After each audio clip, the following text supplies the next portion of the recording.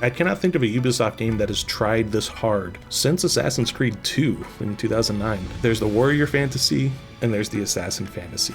This game does both of them, and I'm really surprised to report it's doing both of them really well.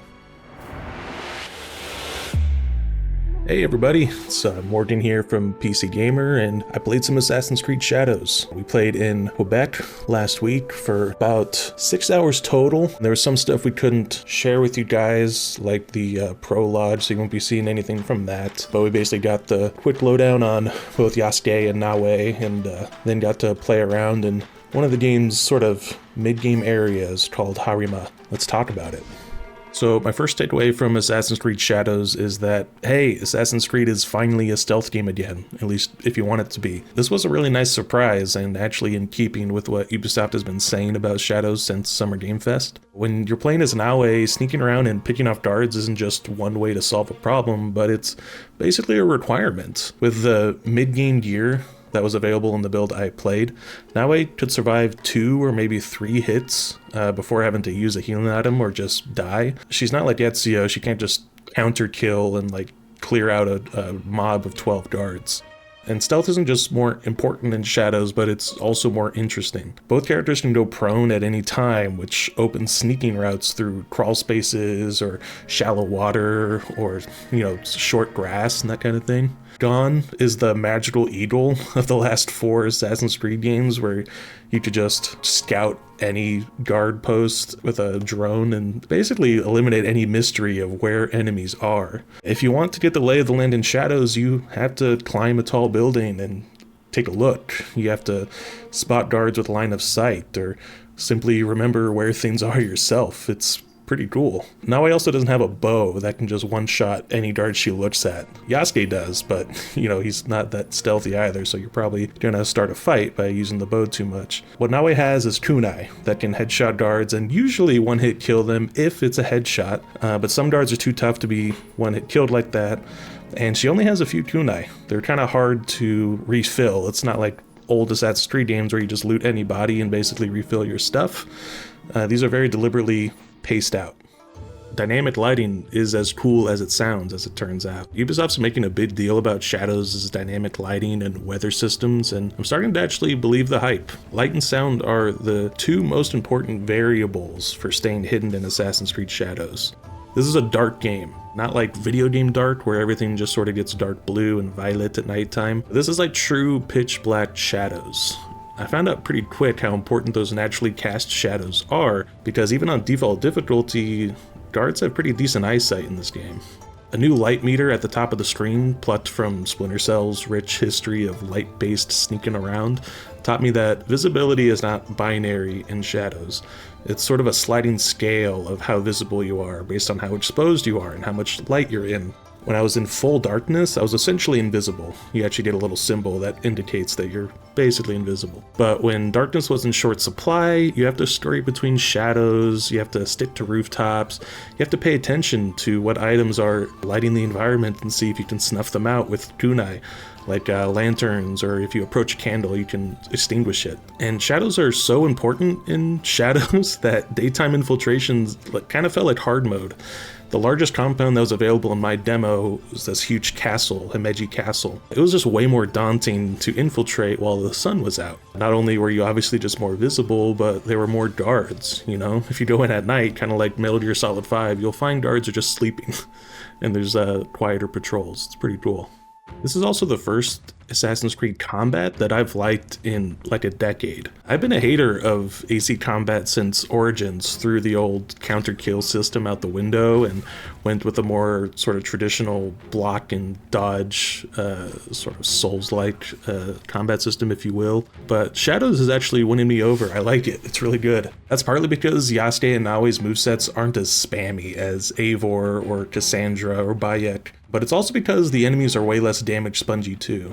1v1 fights, they're like brief and brutal, and the big hits, they're often sold by these like dramatic reactions. Guards will actually like take a hit and you'll see sparks fly off their armor, or they'll actually just like move around, which sounds simple, but it matters. Instead of cleaving into an enemy's like endless health bar and just watching like buckets of blood fly out of them, you're instead like hacking away at their defenses. You're slashing away at their armor itself or their posture, a little bit like a Sekiro, if you will. Destroying armor or getting like a perfect dodge, it will like throw enemies off balance or literally like permanently debuff their armor so that you can finally get into their actual health. And from there, the fight's usually pretty much over. Most enemies don't have very much health. It turns every fight into sort of this multi-phase engagement where my approach would change depending on like the enemy's armor, their speed, their moveset, and what weapon I was using. That matters a lot too. There's still some attack spamming, especially against the brutes enemy types, the big guys with clubs. They're kind of damage sponges by design. And Shadow's combat still looks pretty video gamey. Animations interrupt each other, everything's really fast and flashy. It's not as beautiful or fluid as Ezio's old canned animations for counter-killing guys, or it doesn't even look as good as Ghost of Tsushima's sort of lethal swordplay. I think they really nailed that. But Shadows does have the potential to be more fun than either of those games. It's pretty raw, it's good. Shadows is still very much a loot game, but it's more about the perks than the numbers, as far as I can tell. Every piece of gear I found in Shadows had a rarity and list of various DPS values. It got me a little worried that this game was once again going to go down like this boring sort of loot hole that it's been in for a few games. But that worry faded as I spent more time looking at the legendary loot that was pre-equipped on my character. And I noticed that Shadow's gear is mostly defined by its perks, not really its damage numbers, and those perks can significantly change your playstyle. One perk that I noticed on a set of assassin robes, for instance, it made assassinations like twice as effective on heavily armored enemies that usually couldn't go down in a single hit. You can see a lot of potential in there to sort of have a collection of gear that really lets you sort of equip different playstyles. I think there's even a loadout system, so you can sort of quickly switch between different playstyles. The game director mentioned that Naoe can even equip gear that kind of makes her more tanky like Yasuke, not fully in that direction. If you really love the more challenging combat of Naoe or her playstyle, you can seemingly lean into that and turn her into a sort of a mini tank. One of the legendary teppos, they're basically a musket that only Yasuke can use. I had a legendary one with an ability that made bullets ricochet to nearby targets, which was pretty cool. And my Yasuke's katana could instantly put enemies into a vulnerable state just after doing a counterattack, which kind of shortcuts you into like really wearing guys down quickly. I just hope these fun perks aren't exclusive just to the legendary gear, because we pretty much exclusively had legendary gear in that build. I hope all the gear has fun perks like that, or at least most of it, because I won't be nearly as invested in a katana that just does more damage than my old one. And the combat is just one way that playing Naoe and Yasuke often felt like playing two different action games. Like when I was playing as Naoe, I'd stalk a group of enemies and I'd wonder, can I take them on? Like literally, can this fight even work? But when I was playing Yasuke, I would more often look at that same group and think like, will they even land a single hit on me? It cannot be overstated how differently these two characters play. One is quite literally a tank. Yasuke cuts straight through the weak blocks of sort of the lowly Ronin enemy type, and his thick armor literally means that he can just kind of ignore the archers nearby just sort of hurling arrows at him every few seconds. Like they do like almost no damage because he's just so tanky. It's kind of awesome. You can just save him for last and decide not to care. To Yasuke, unarmored enemies are just free XP, while to Naoe, like anything more than a 2-on-1, kind of no matter what enemy type we're talking about, like was a problem. Some of the most fun I had during my session was trying to make Naoe and Yasuke do the stuff they're not supposed to be good at. Yasuke can actually in fact sneak around. He can do stealth, he can crouch, he can go prone, he can take cover, but he just does everything slowly. Technically he can stealthily assassinate guys. It's not really stealthy. We actually watched the game director try to play him in a stealthy playstyle, and yeah, he does a thing called a brutal assassination where he gets to sort of instantly kill a guy just like Naoe. He doesn't use a hidden blade, he uses like a sword, he just chops his head off. But if their guards aren't around and there's enough distance between you and the next guy, they won't notice. or at least they won't hear it. They'll notice later when they walk by. You can do Yasuke stealthily. It was like a fun workaround. And then, you know, obviously when the action breaks out, then you just get to play him as the normal straight up combat guy he is, which is also fun. He can't do everything Nawe can. There's at least one thing I know he straight up can't do, because at one point I got him onto a roof very slowly, and I tried to walk him across a tightrope that was connecting two buildings. Nawe, she hops on that and she just catwalks across it like no big deal. Yasuke stepped onto it and the whole thing immediately snapped and he just fell to the ground and did this embarrassing barrel roll. It was pretty awesome. Next time will be better. The parkour in Shadows is like definitely flashy, it's definitely an improvement, but I also thought it was kind of too simple. It's safe to say that the focus of Assassin's Creed parkour remains to just make it fast and easy. Shadows makes some smart changes to the parkour of recent games by turning Nawe's dodge button into this sort of contextual parkour down button that lets her quickly scale down buildings with like a flashy ninja flip. That feels really great. But I'm mixed about the parkour up of it all, you know, like climbing once again in these games feels mostly automatic. You know, you just sort of hold up in the direction you want to go and you'll get there basically on a building. There always seems to be handholds that go straight where you want and you don't really have to think about it, which, you know, might be really great news to people that always thought it was kind of a chore to scale stuff in the old Assassin's Creed games, but I always personally liked it. I liked the expression that you could get out of it by implementing like wall ejects and wall runs and that kind of thing. It's very easy, you don't have to think about it too much, especially when you consider Nawe's grappling hook, which literally lets her latch onto the edge of any roof that she's near and just sort of climb straight up. You know, it's very fluid, it's convenient, it's good, but it's also just a little boring. Climbing is not really a skillful thing in this game. Positioning, you know, going the right way and the right routes in a stealth context, that's important and that's skillful, but the actual parkour itself is just kind of there. I am fine. This is fine. Hey, so assassin recruits are kind of back in this game. Shadows has this concept of companions that fill the role that assassin recruits filled from the Ezio games, where they could sort of kill stuff for you. It does work kind of like in Brotherhood. You aim at an enemy, you press a button, and in one instance, like a character will appear from the shadows and kill them real quick, or a throwing knife will suddenly fly out from a bush and they'll be dead. It's pretty cool. It feels very classic in that sense. But unlike Brotherhood, these companions are named characters with like set abilities. They're not just sort of rando assassins, and they aren't always stealthy in nature. That character I mentioned who can like kill a guard stealthily, that's one character. But another character is more like a bare-knuckle boxer who'd show up for support in a fight or maybe to like cause a distraction. Those are the two companions that we had access to. The way that the controls look, it looks like at least two others can be equipped at a time, and there may be more that you can swap out. I hope so. It's a cool system.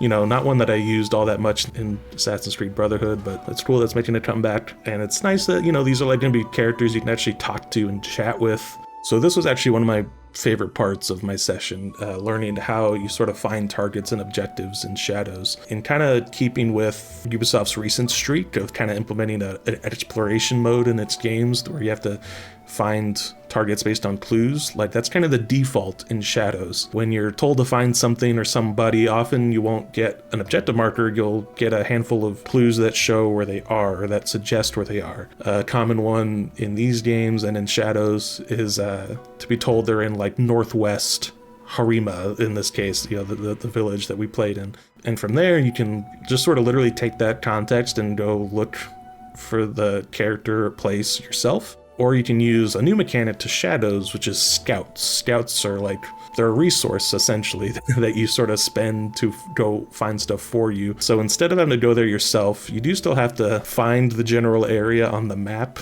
and then you spend a scout, and then any objective that is in that area that you sort of have highlighted will be spotted if it's correct, if you're in the right place. That's one way to like sort of still make players use the clues that Ubisoft's trying to sort of encourage people to go find stuff themselves, but it's a way to do that without always making you actually go hoof it out there on a horse and maybe be unsure. And it also plays into the scout system itself, which is not just for that. You can use scouts for other things, and they're kind of a precious resource. Ubisoft showed us compounds will have these huge reservoirs of resources that you use for other stuff that you can't loot yourself. You have to spend scouts to sort of slowly smuggle these resources out of compounds over time. And so that's one way you'd use scouts for resource collection, and that you wouldn't be able to use for map reveals. So that's probably how I'll end up playing, because I really like just sort of having to do the legwork myself in that instance. So there's something else to spend scouts on, so I don't have to just ignore that mechanic, which is cool.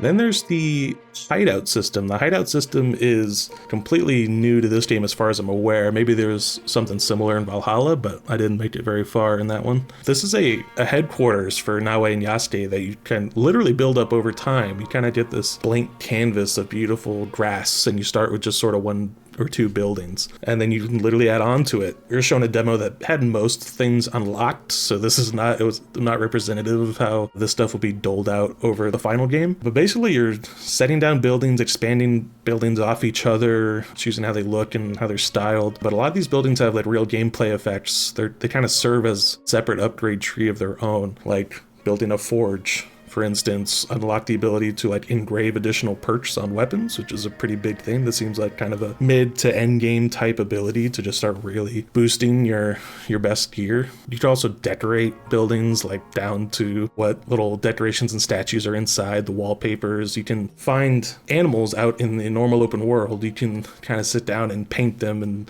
watch them be all cute or aggressive or whatever. And that unlocks both a painting of the animal that you can hang in buildings in your hideout, but it also just unlocks the animal itself. You can place in the hideout to be companions to look at and admire, I guess. You know, it reminded me a bit of the Hogwarts Legacy room that you can just sort of place whatever in, and a lot of the assets from the open world just sort of make an appearance there, so you can make your own style. It's cool. I'm not much of a builder, but I do appreciate that these are like visual representations of actual upgrades that affect how the game's played. I like that a lot more than just, you know, unlocking a square on a menu that means I can now, you know, make more perks. The hideout is very cool. It seems kind of like a thing a lot of people will ignore, but a few people will get really, really into. I think my final takeaway from my Shadows play session is just a general sense that Ubisoft is kind of putting their all into this one. The company's had some issues lately, obviously. It's been a while since we've had a big Ubisoft hit. And Ubisoft clearly needs a huge hit right now, but you can kind of see that in Shadows. You know, some people read it as sort of a desperation to make a game that a lot of people will like. There's probably an element of that, but I also just see a ton of effort. You know, I cannot think of a Ubisoft game that has tried this hard since Assassin's Creed 2 in 2009. You know, my impression is that Shadows is huge and confident and seems more well-rounded than any AC game of this RPG era of Assassin's Creed. You know, you can see the years of Ubisoft learning how to make more well-rounded games, how to make more interesting loot, how to make inviting worlds that you actually want to ride around and check out and have interesting points of interest in between, and more importantly, how to balance these fantasies that people want from Assassin's Creed. The creative director, he described Shadows as the ultimate Assassin's Creed game, which, you know, big words. What I took from that is that they're trying harder than ever to speak to two different audiences. There's the warrior fantasy and there's the assassin fantasy. This game does both of them, and I'm really surprised to report it's doing both of them really well. I never really thought that Assassin's Creed would go back to being a stealth-focused game after so many people responded so well to Origins and Odyssey and Valhalla, which just seemed to escalate the action, the warrior fantasy, and de-emphasize stealth. This is Ubisoft acknowledging stealth fans again, which is me. Like I said, I'm also surprised at how well it's doing the warrior side, the open combat. Like, it's surprising how much I wanted to keep playing as Yasuke when I expected to be way more into Naue. It's showing strong. And the delays that the game has seen, like, I tend to think of delays as mostly a good thing, at least when they're not year-long, game has to be rebooted sort of delays. These are like refinement delays. These are the delays that many games wish they could get to take care of issues that they know are there and they just don't have time for. I hope that's going to result in the best Assassin's Creed since the beginning. And my impression is that it could pull that off. 6 hours with a game that's likely going to be 40 to 60 doesn't really say that much. But I got a sense for the core loop of what Assassin's Creed Shadows is, and I really want to play more. We don't have to wait that long. Assassin's Creed Shadows is coming out in late March, I think March 20th at this point. It's kind of hard to keep up with those move-in release dates. Stay tuned to PC Gamer for more on it. I'll also have a written version of this preview online by the time you're seeing this. For more, just stick to PC Gamer.